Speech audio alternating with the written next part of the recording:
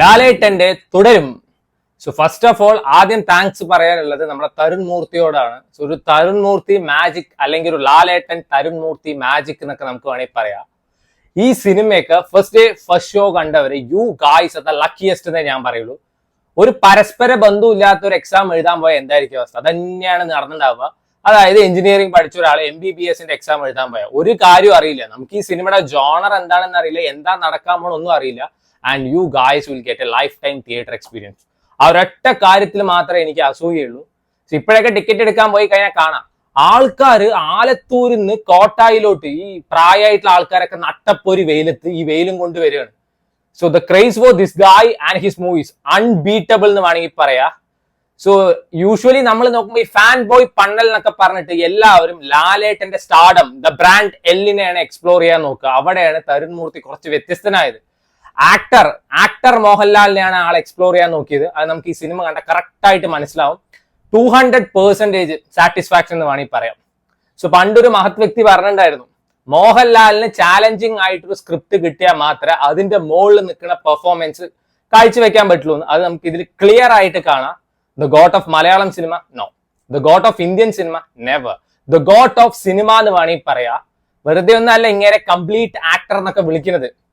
So എപ്പോഴും ഞാൻ പറയാറുള്ള ഒരു കാര്യം, the best way to take revenge is remain silent. So ലാലേട്ടനെ എല്ലാവരും ട്രോൾ ചെയ്യും, അങ്ങേർക്ക് അഭിനയിക്കാൻ അറിയില്ല, അങ്ങേര് ഫീൽഡ് ഔട്ട് ആണ്, ഫോം ഔട്ട് ആണ് എന്നൊക്കെ പറഞ്ഞിട്ട് അങ്ങേര് മിണ്ടാതിരുന്നു. എന്നിട്ട് അങ്ങേര് ഒരു പടം ഇറക്കി വിട്ടു. ആ പടം കണ്ടു കഴിഞ്ഞപ്പോൾ ആൾക്കാർ എന്നെ പറഞ്ഞു, ഇതൊക്കെ ലാലേട്ടനെ കൊണ്ട് മാത്രമേ ചെയ്യാൻ പറ്റുള്ളൂ, അങ്ങേരെ കൊണ്ട് മാത്രമേ ഇതൊക്കെ പറ്റുള്ളൂ എന്ന്. ഇതിലും വലിയ റിവഞ്ച് വേറെ വല്ലതും ഉണ്ടോ? സോ ദ എപ്പിറ്റോം ഓഫ് റിവഞ്ച് എന്നൊക്കെ നമുക്ക് വേണമെങ്കിൽ പറയാം.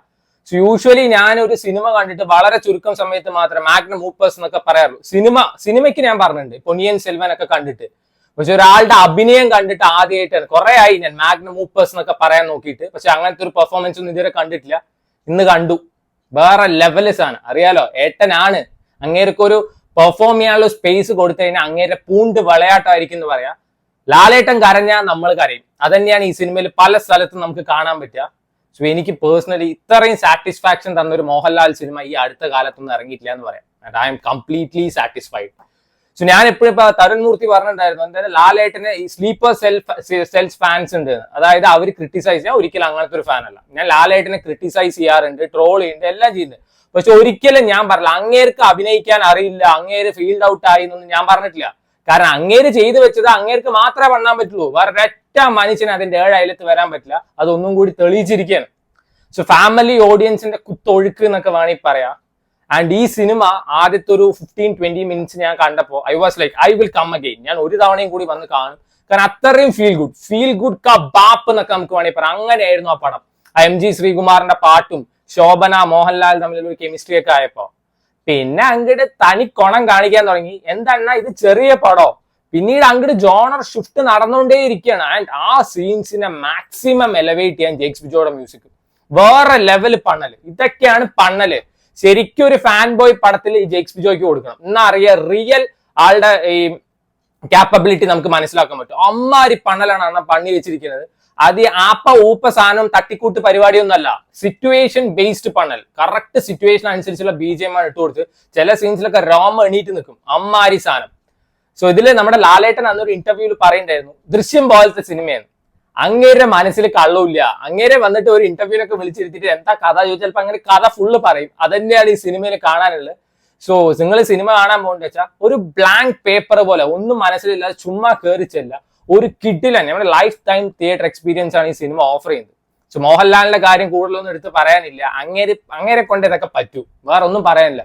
ആളുടെ കണ്ണ്, അത് കുറെ ആളുടെ കണ്ണൊക്കെ അഭിനയിക്കുന്ന കണ്ടിട്ട് അതൊക്കെ കുറെ ക്ലോസപ്പ് ഷോട്ട് വെച്ചിട്ട് പെട്ടച്ചുണ്ട്. ശരിക്കും ഇതാണ് ഫാൻ ബോയ് പണ്ണല്. Tarun Moorthy hats off to you എന്ന് വേണമെങ്കിൽ പറയാം.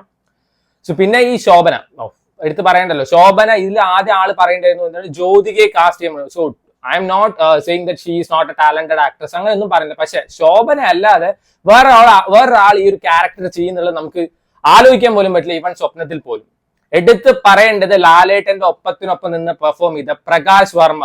സോ യൂഷ്വലി ഞാൻ എപ്പോഴും ഇന്ന ആള് നന്നായി ചെയ്തിട്ടുണ്ടെന്നേ പറയുള്ളൂ, ആളുടെ പേരൊന്നും എടുത്ത് പറയാൻ നിൽക്കില്ല. അങ്ങനെ എനിക്ക് പോയി തപ്പിപ്പിടിക്കാൻ വയ്യ.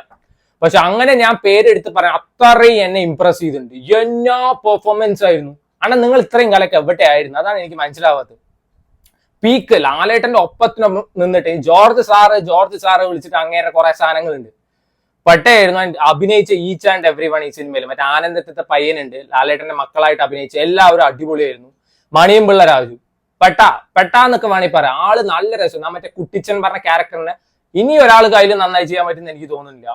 അത്രയും കിടിലൻ ഒരു എക്സ്പീരിയൻസ് എന്ന സിനിമ. ഞാനൊക്കെ ഇമോഷണൽ മാസ് കാരണമല്ല, ലാലേട്ടൻ കരഞ്ഞു പറഞ്ഞിട്ട് ഞാൻ പല സീനിലും ഇരുന്ന് കരഞ്ഞിട്ടുണ്ട്. അത്രയും ഇമോഷണൽ ആക്കുന്ന പല സീൻസും സിനിമയിലുണ്ട്.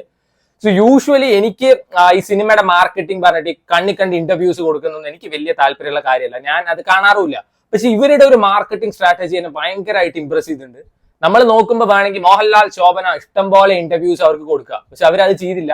ഇൻസ്റ്റഡ് ഈ മിൽമയുടെ ആഡൊക്കെയാണ് പേപ്പറിൽ കൊടുത്തിട്ടുണ്ടായിരുന്നത്. അപ്പൊ എന്റെ അച്ഛൻ എന്റെ അടുത്ത് വന്നിട്ട് നമുക്ക് തുടരാൻ കാണാൻ പോകണം. ഞാൻ പറഞ്ഞു എന്താ ട്രെയിലർ കണ്ടാ, പടം ഇഷ്ടമായോ ട്രെയിലർ കണ്ടിട്ട്? അല്ല, മിൽമയുടെ ആഡ് കണ്ടു, നല്ല രസമുണ്ട്. ഇപ്പൊ കേൾക്കുമ്പോ തമാശയായിട്ട് തോന്നുമെങ്കിൽ ഈ പേപ്പർ വായിക്കുന്ന നോർമൽ ഓഡിയൻസ് കുറെ ആൾക്കാരുണ്ട്, ഈ പഴയ ലാലേട്ടൻ ശോഭന കോംബോ ഇഷ്ടപ്പെടുന്ന അവർക്കൊക്കെ ഇതൊക്കെ കാണുമ്പോൾ എന്തായാലും പടം പോയി കാണണം. അതായത് ഗ്രൗണ്ട് ലെവൽ മാർക്കറ്റിംഗ് പറയില്ലേ, ആ സാധനമാണ് അവർ പണി വെച്ചിരിക്കുന്നത്. അതുകൊണ്ടാണ് ഇപ്പൊ ഈ ടിക്കറ്റ് കിട്ടാൻ ഇത്രയും ബുദ്ധിമുട്ട്. സോ നിങ്ങൾ എന്തായാലും ഈ സിനിമയൊക്കെ തിയേറ്ററിൽ പോയി കാണാതെ വേറെ ഒന്നും കണ്ടിട്ട് കാര്യമില്ല. ഇതൊക്കെയാണ് കാണേണ്ടത്. ഇത് കണ്ടിട്ടില്ല ഒന്നും കണ്ടിട്ട് കാര്യമില്ല. So try it out. This was the best.